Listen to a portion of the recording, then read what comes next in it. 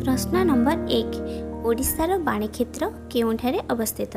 यार सठिक उत्तर होउची जगतसिंहपुर। ओडिशार बाणीक्षेत्र जगतसिंहपुर को कहुए। प्रश्न नंबर 2 ओडिशार केउं स्थान दस्ता ପାଇଁ प्रसिद्ध। यार सठिक उत्तर होउची सुंदरगढ़।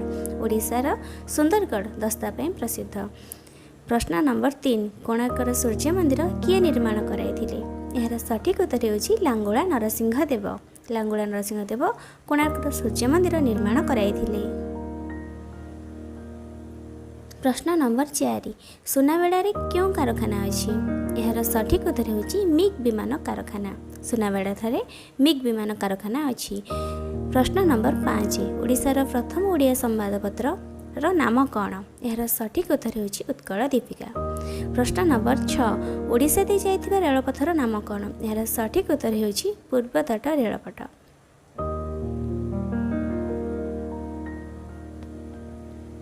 प्रश्न नंबर 7 ओडिशार केउंठारे आजबेस्टस कारखाना अछि। यार सठिक उत्तर होउची ढेंकानाल।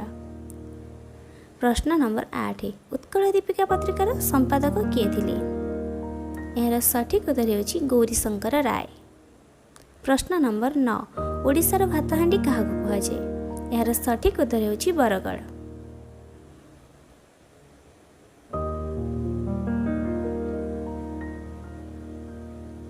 प्रश्न नंबर 10 ओडिशार ब्लॉक संख्या केते। यार सठिक उत्तर होउची 314टी।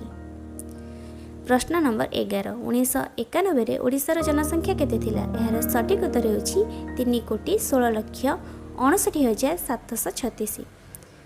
प्रश्न नंबर 12 ओडिशार व्यास क्षेत्र केउठी अवस्थित। यार सठिक उत्तर होउची राउरकेला।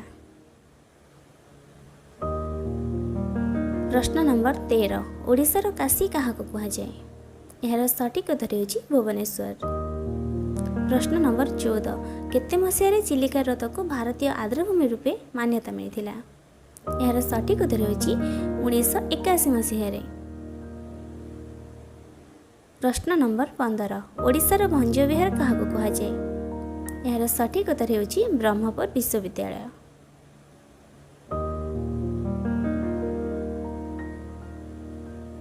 प्रश्न नंबर 16 ओडिशार केउठी केंद्रीय माछ चाष गवेषणा केंद्र अछि।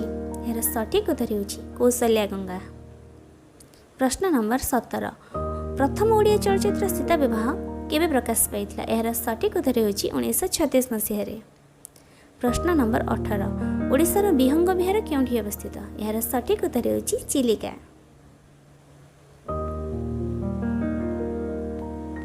प्रश्न नंबर 19 ओडिशार तुलसी क्षेत्र काहाकु कुहाଯାଏ। यार सठिक उत्तर होउची केन्द्रापड़ा। प्रश्न नंबर 20 ओडिशार कैलाश काहाकु कुहाଯାଏ। यार सठिक उत्तर होउची कपिलास। प्रश्न नंबर 21 ओडिशार गदा क्षेत्र काहाकु कुहाଯାଏ। यार सठिक उत्तर होउची जाजपुर।